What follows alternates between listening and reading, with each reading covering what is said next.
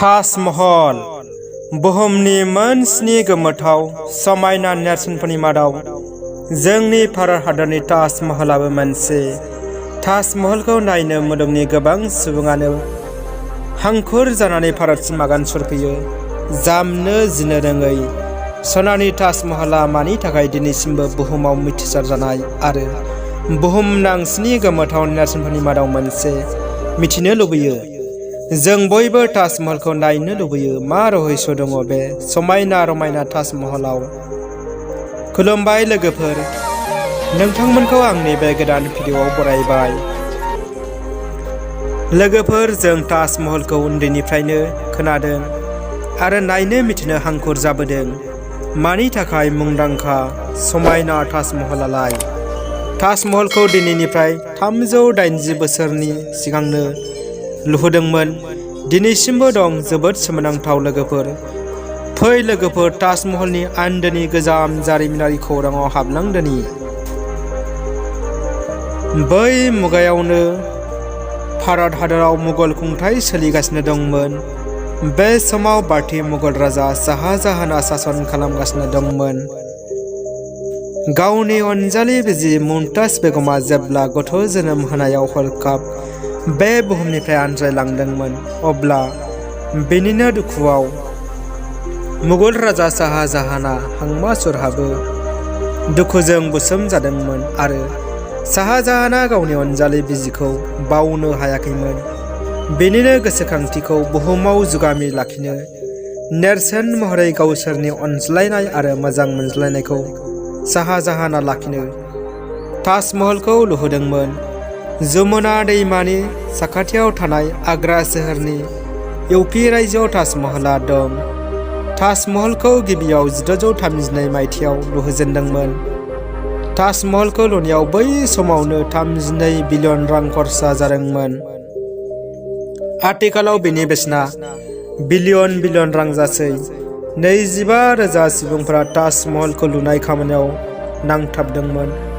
ताज महलखौ लुफुंनो 8 बोसोर आबुं सम नांदोंमोन।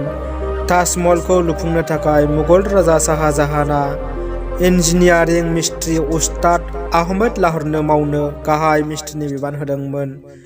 गासै 5,000 मिस्ट्रिया ताज महलखौ लुनाय खामानियाव नांथाबदोंमोन। ताज महलआ गुबैयै मुस्लिम धोरोमारिफोरनि नेरसोन। ताज महलखौ गुफुर मार्बलजों लुनाय जादोंमोन। मुमताज बेगमनि गोसोखांथि गोथै फबनाय जायगायाव ताज महलखौ लुहोदोंमोन। मिथिनाय बायदिब्ला ताज महलआ बै मुगानि मुलुगनि देरसिन बिल्डिंमोन। बेखौ लुनायाव इटा, अन्थाइ, मार्बलल' बाहायनाय जादोंमोन। सोमोनांथाव बाथ्राया जाबाय ताज महलाव लहा बाहायनाय जायाखैमोन। ताज महलानो मुलुगनि समायनासिन नेरसोन नमा जाथों बेखौ मुगल राजा शाहजाहानआ हास्थायदोंमोन। बिनि थाखायनो जेसेबां रां नांगौ बाहायदोंमोन आरो बेनिफ्राय बुहुमाव नैथि साबसिन नेरसोन लुनो हायै बायदि ताज महलनि बानायगिरिनि आखाइखौ शाहजाहानआ दानस'दोंमोन होनना जारिमिनारि खुगा खुगा बे बाथ्राया सोलिबोदोंमोन। ताज महलआ शाहजाहान आरो मुमताज बेगमनि अनज्लायनायनि नेरसोन महरै दिनैबो मुलुगाव अलंबार। सेथि आरो नैथि बुहुम दावहानि समाव ताज महलखौ जुद्धनिफ्राय रैखाथि होनो ब्रिटिश भारत सरकारा आबुङै खोबना दोनदोंमोन, जाहाथे ताज महलखौ रावबो नुवा, गोजौजों बिरलांनाय फाइटाराबो सिनाया। बिनि थाखाय रैखाथि होनानै दोनदोंमोन।